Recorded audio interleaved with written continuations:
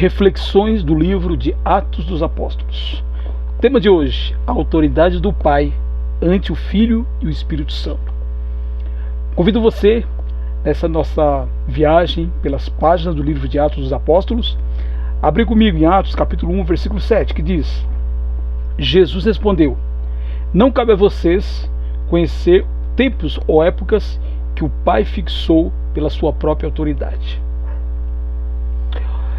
Quando eu li esse texto, você sabe que eu estou na minha caminhada no livro de Atos, estou já em Atos 20, mas estamos começando agora, através desses vídeos, repassar a leitura. E quando eu li Atos capítulo 1, ele me fez pensar sobre a relação, esse texto me fez pensar sobre a relação entre Deus Pai e Deus Filho e Espírito Santo, o Pai, o Filho e o Espírito Santo, o que é conhecido como a Trindade Divina, apesar de no Novo Testamento nós reconhecermos que não existe esse nome Trindade, mas o conceito da ideia de Deus ser um, mas se manifestar dessas três maneiras, está presente, na verdade, tanto no Velho como no Novo Testamento, mas nós veremos hoje somente no Novo Testamento. Os três, Deus Pai, Deus Filho e Deus Espírito Santo, são constantemente relacionados em versículos. Por exemplo, Mateus 28, 20. Portanto, vão e façam discípulos de todas as nações, batizando-os em nome do Pai, do Filho e do Espírito Santo. 2 Coríntios 13, 13. A graça do Senhor Jesus Cristo, e o amor de Deus e a comunhão do Espírito Santo estejam com todos vocês. Interessante que até aqui no caso, diferente de Mateus 28, aqui Jesus até está na frente de Deus Pai. Então na Bíblia constantemente nós vemos os três trabalhando, desde o Velho Testamento, mas de maneira especial no Novo Testamento. É um mistério, na realidade, um mais um ser um, é um mistério que a nossa mente humana, ao tentar explicar, se confunde. E esse assunto não é de agora, esse assunto desde o final do primeiro século, especialmente no segundo século, houve muitos debates para definir essa questão. Deus Pai e Jesus, até que ponto ele é Deus, assim o Espírito Santo. No entanto, no Novo Testamento percebemos que apesar de os três, Pai, Filho e Espírito Santo, aparecerem juntos, nós temos que reconhecer que parece que existe uma espécie de que eu chamaria de hierarquia, por falta de um nome melhor, entre assim os três. Por exemplo, João 14, 28. Vocês ouviram o que eu disse: vou e volto para junto de vocês. Se vocês me amassem, ficariam alegres com a minha ida para o Pai, porque o Pai é maior do que eu. João 14, 28, esse texto.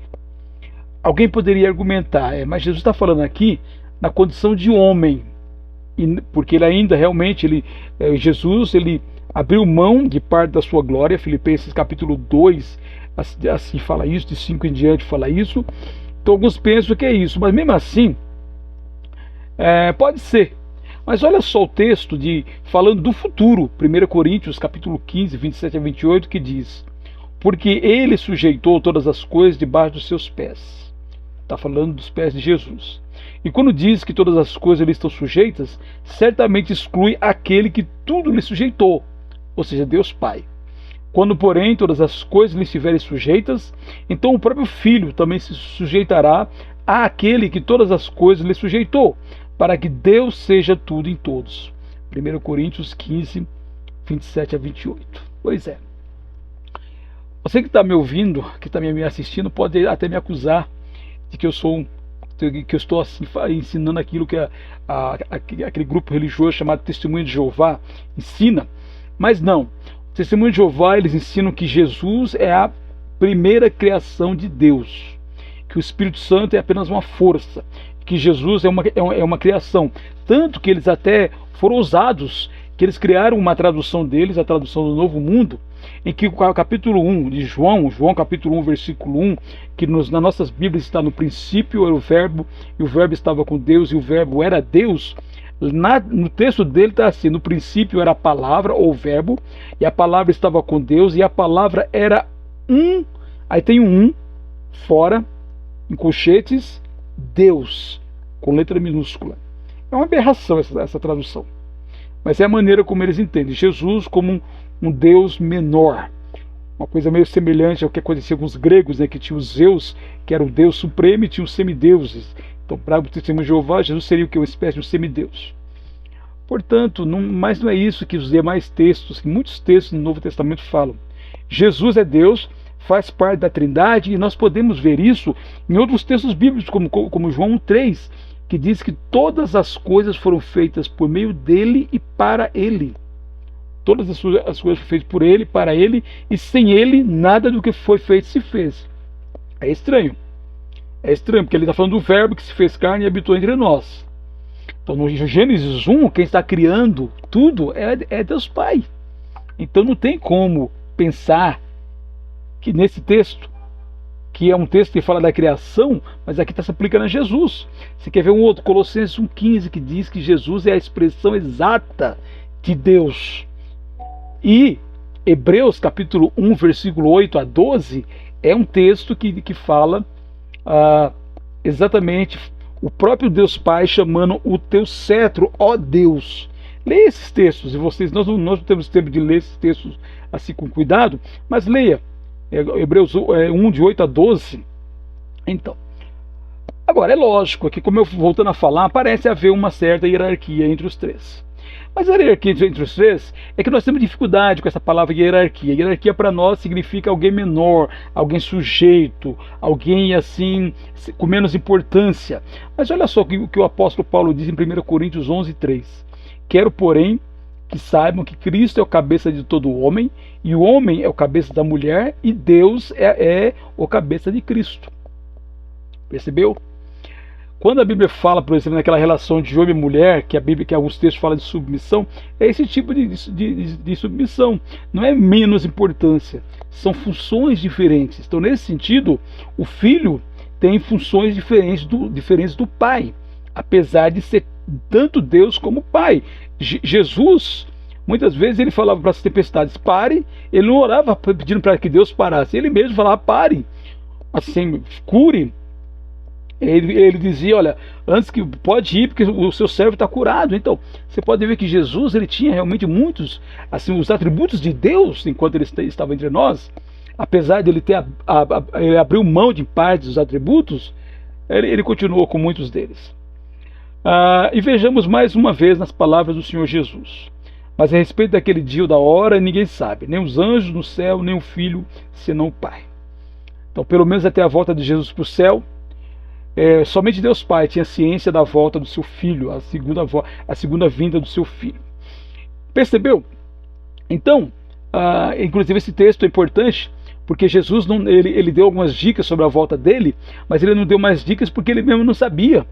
Com certeza, eu acredito hoje, ele está reinando ao lado de Deus Pai, assentado de Deus Pai, com certeza ele já sabe quando voltará. Mas enquanto estava entre nós, ele mesmo disse que ele não sabia. E se ele falava que não sabia, nós não temos por que dizer que ele sabia. Os falsos profetas se dão mal quando tentam assim marcar uma data, porque, como eu falei, nem o próprio Deus Pai sabia assim a volta dele. Agora, uma coisa importante sobre essa questão da Trindade é nós sermos humildes, reconhecermos que há textos e há certos assuntos na Bíblia que nós não temos uma resposta assim que totalmente clara. Às vezes podemos até especular, como eu agora especulei que Jesus, agora que está reinando ao lado de Deus Pai, ele sabe assim o dia que ele volta. Então é uma especulação minha, porque não há nada na Bíblia que diz isso.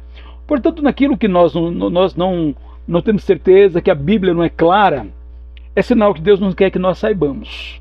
Então talvez não, com certeza lá na eternidade, quando estivermos lá, entenderemos melhor essa noção de Deus Pai, Deus Filho e Deus Espírito Santo. Eu vou concluir levando em consideração que Deuteronômio 29 diz: as coisas encobertas pertencem ao Senhor nosso Deus, porém as reveladas nos pertencem, a nós e aos nossos filhos para sempre, para que cumpramos todas as palavras desta lei. Somos discípulos de Jesus e filhos de Deus. Hajamos como tais, esperando inteiramente em Deus. Ele é poderoso e competente o suficiente para que tudo saia da maneira perfeita, mesmo às vezes a gente não entendendo direitinho, tintim por tintim, o plano de Deus. Nós vamos compreendendo, na realidade, através de uma leitura da Bíblia, através da própria maturidade espiritual, muita reflexão, e mesmo assim haverá algumas perguntas que você pode me fazer, e às vezes eu vou dizer para você que eu não sei, porque a Bíblia muitas vezes não é clara sobre aquela. Até porque a Bíblia não é um livro para tirar todas as nossas dúvidas. Ele não é um livro científico e também não é um livro para tirar nossas dúvidas. A Bíblia é lâmpada para os nossos pés, luz para nossos caminhos, para que nós tenhamos condições de saber como chegar do outro lado após a nossa morte ou a volta de Jesus, sãos e salvos, para morarmos nas regiões celestiais. Permitindo Deus, semana que vem nós continuamos nessa nossa leitura, nessa nossa aventura no livro de Atos. Você continue lendo e refletindo, e que tenhamos assim um bom tempo, bons estudos e boa leitura para todos nós.